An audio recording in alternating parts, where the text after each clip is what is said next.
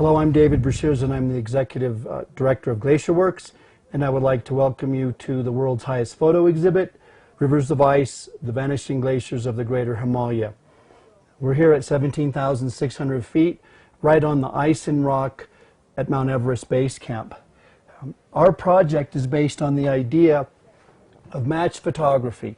We take the first data point, the first record of a glacier. In this case, it was shot in 1921 during the British Mount Everest reconnaissance expedition. We find the same location as we do here in 2007, and then we can compare how much of the glacier has melted or ablated. If we look here, this is where the glacier was in 1921. This is a debris-covered glacier. There's a lot of dirt on it. If we look down here, the glacier was here, and so it's dropped this much. Well, how much is that? Well, if we look at this little ice pinnacle here, and then we look right over here, you can see a climber on one of those ice pinnacles in this beautiful photo taken by Jimmy Chin. That's the north side of Everest, the main Rongbuk Glacier. And here we're on the west side of Everest, this beautiful panorama, because the British not only took mountaineers and geologists, they also took map makers and cartographers who used imagery to be able to draw their maps once they returned home. Major Wheeler took this fantastic panorama, and from this side, which is just 6 miles over the ridge, that way, from where I'm standing at base camp, we can see Mount Everest, we can see Lhotse, we can see Nuptse, and Pumari, which is where most of the trekkers that come to base camp pass underneath. And so here's our match photograph taken in 2008. The interesting thing is that if you go to our website, all of these color images have almost 1 billion pixels.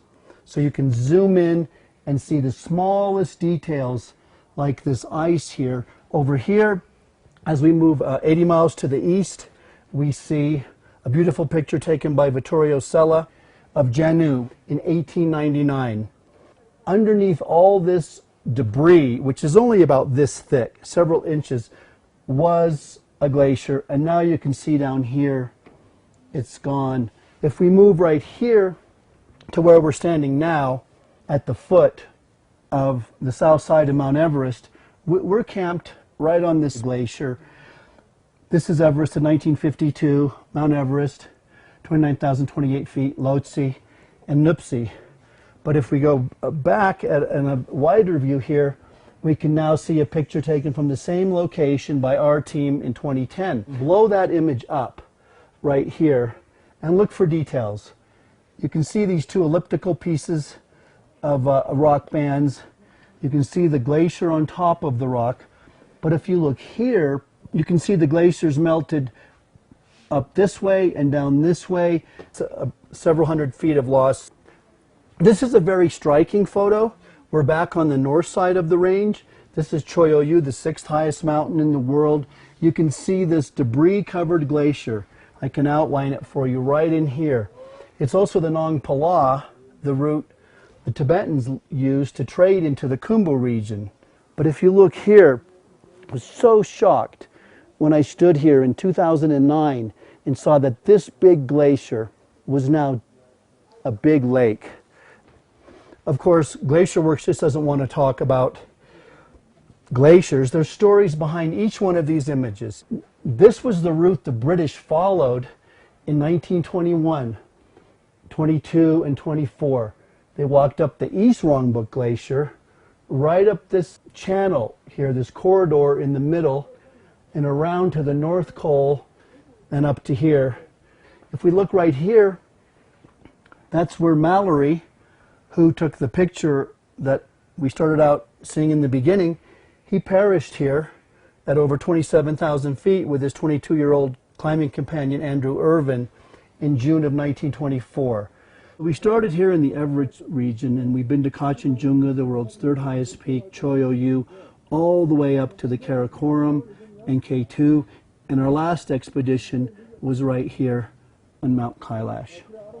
There's so many great stories. Major Wheeler's beautiful panoramic photography, Norman Durenfurth, taking pictures of Everest during the Swiss expedition in 1952. And here we have Vittorio Sella. He was not only a great mountaineer, but a great photographer. We don't see his camera, but he shot with big glass plate negatives. And then over here we see George Mallory with his entire team from the 1921 British Mount Everest reconnaissance expedition. A lot needs to be learned about how much of this melt rate is natural and how much is due to anthropogenic gases, carbon in the air, methane in the air, things like that. What does this loss of mass of ice mean to the river systems of Asia?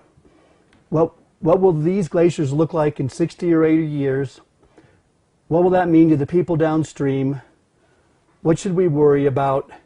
And what steps should we take to ensure that people who live downstream can thrive and prosper even if these glaciers are severely diminished?